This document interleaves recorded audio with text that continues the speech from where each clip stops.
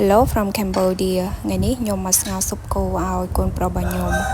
ញុំបានទិញឆ្អឹងគោពីផ្សារមកហើយខ្ញុំលាងទឹកស្អាតរួចរាល់ហើយបន្ទាប់ពីដាំទឹកពុះខ្ញុំយកឆ្អឹងគោនោះទៅស្ងោរវាមកពុះសិនយើងដាក់គ្រាប់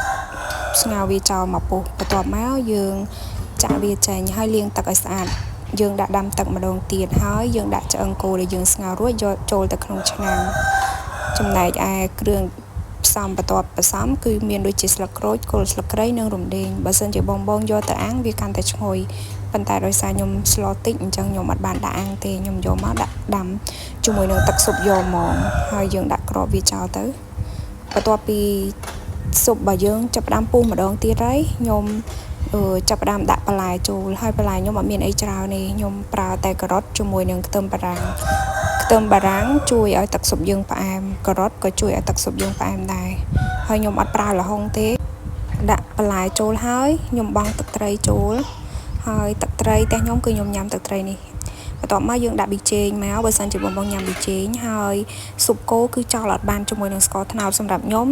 ស្ងោរស៊ុបគោប្រើស្ករត្នោតធ្វើឲ្យទឹកស៊ុបកាន់តែឆ្ងាញ់បន្ទាប់ពីដាក់គ្រឿងហើយខ្ញុំគ្របវាចោលឲ្យវាពុះសិន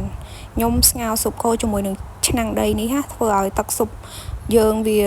ងុំល្អវាក្តៅល្អងុំហើយធ្វើឲ្យសាច់ឆាប់ផុយឆាប់អលួយជាមួយនឹងបន្លែព្រោះដោយសារតែខ្ញុំស្ងោរឲ្យកូនខ្ញុំអញ្ចឹងចង់ឲ្យវាចេញជាតិពីបន្លែជាមួយនឹងសាច់ឲ្យបានកាន់តែផុយអលួយល្អទៅកូនវាញ៉ាំទៅវាមានរសជាតិឆ្ងាញ់អញ្ចឹងណាតទៅពីដាក់ឲ្យទឹកស៊ុបពុះខ្ញុំភ្លក់មកចាប់ទៅគឺសមល្មមរសជាតិគឺខ្ញុំអាចញ៉ាំបានហើយប៉ុណ្ណឹងហើយបងស្ងោរឲ្យកូនភ្លក់តាមចំណង់ចំណូលចិត្តគ្រួសាររបស់បងទៅហើយទឹកស៊ុបនេះខ្ញុំដាក់ស្ងោរឲ្យកូនប៉ុន្តែខ្ញុំដាក់គ្រឿងធម្មតាដោយសារតែកូនខ្ញុំឥឡូវគាត់ធំដែរហើយគាត់ចូល2ខួបជាងហើយអញ្ចឹងខ្ញុំស្ងោរធម្មតារសជាតិឡមមកល្មមខ្ញុំញ៉ាំក្នុងគ្រួសារខ្ញុំហ្មងអញ្ចឹងណាហើយយើងមកងាស់វាឲ្យផុយឲ្យលួយបន្លែនិងសាច់នឹងចូលគ្នាហ្មងទៅបងនេះវីដេអូរបស់ខ្ញុំមានតែប៉ុណ្្នឹងទេអរគុណជម្រាបលា